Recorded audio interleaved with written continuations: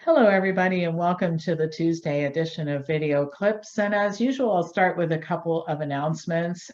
First of all, we're going to continue the Curious About COVID free classes. We got great feedback from those, and you can get a $100 gift certificate toward our programs if you buy a membership as a result of participating in one of these programs. Anyway, we're doing them every week, daytimes, evenings, the whole 9 yards. You can check our online calendar to find out when and actually register online. It's for non-members only. Members get lots of COVID stuff anyway, but for non-members only. And then for members, we've got 3 new things coming up at the end of April. One is going to be Happy Hour, which is going to be a weekly, sharing good stories, that kind of stuff. And that'll take place every week for members. Another one is Lose the COVID 25. And the third thing that we're doing on a regular basis will be Health Lessons from COVID, what we should be learning from this entire experience about our health and how to do better in the future. And then, of course, for those of you who are in healthcare and wanting to do something else, we have great training programs. If you're not in healthcare, but you'd like to be, we have great training programs. So my email address is pampopper@msn.com. So what I want to talk about today, I titled this video, It's None of Your Business. And the reason I called it that is because people are asking me all the time about what to say to people about the vaccine. People want to do an intervention. And so I'm going to take you back to, I'll come back to this. When people start to eat differently with us, which is part of informed decision making, you find out that less medicine, more and better food is maybe the path that you want to take. The first thing people want to do is go evangelize. I'm going to tell everybody I've learned how to eat better for health, and then I'm going to get them all on board, and then I'll teach them how to eat better. And then so many people, I've been talking about this for years, you don't get a very good reception. You're not very well, it isn't met with a lot of acceptance, and then everybody's really disheartened. And I've been telling people for years, focus on yourself. Your job is to get yourself and your life and your diet and your exercise and all the things that you're supposed to be doing under control. It's not your job to get everybody else on board.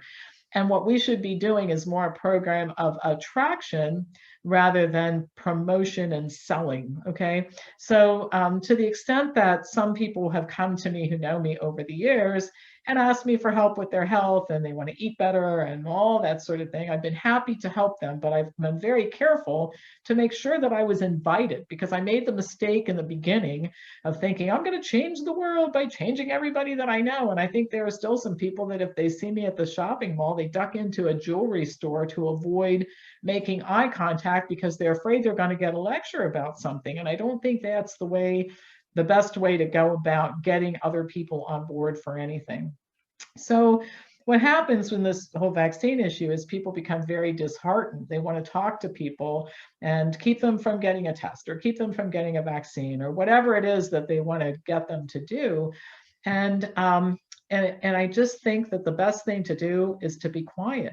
I've not heard from very many people who've been successful in getting people to think differently about this. And just like diet, it's none of my business what people eat. It's none of my business whether people get a vaccine or not. It's none of my business whether or not somebody chooses to engage or hire medical care. And I can say to myself, I wouldn't eat that way. I wouldn't have this test or treatment. I wouldn't get this vaccine, but it's none of my business if you do. And I always teach by analogy, and I think about all the other things that people do and engage in that's none of our business. It's none of my business if a friend is dating somebody who I don't think is a good choice. And it's none of my business if somebody says, I'm going to move across the country for a relationship that I've been in for 3 weeks. And it's none of my business if somebody decides to take a job that I don't think is a very good idea. And it's none of my business if somebody decides to buy a house that I think is a bad investment, or to buy a car that I think isn't particularly reliable. This idea that we somehow feel it is our job to constantly intervene in other people's lives, I think it makes for stressful relationships, and it makes people think we're crossing boundaries. And when you think about it, I sometimes ask people what they think about something that I'm getting ready to do. But what I really don't like is people giving me advice all the time about what they think that I should be doing. Let me tell you how you should have fixed your hair. Let me tell you how your makeup should be better. Let me tell you how you shouldn't have bought that car. Let me tell you which kind of furniture you should have bought for your living room. You know, we all find that pretty intrusive when it comes right down to it. And so I think we have to put ourselves in the shoes of other people who find our constant intervening a little intrusive as well. And just say, look, it's none of my business what you do. Now, if I'm asked, and people do ask me, are you going to do this? What do you think of this? Well, now I have permission to talk about it.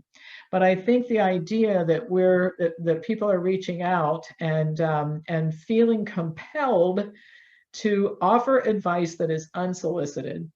It doesn't work with boyfriends, jobs, and houses and cars. It doesn't work with diet and lifestyle choices. It doesn't work with this either. And so please don't misconstrue what I'm saying to mean that I don't care about people.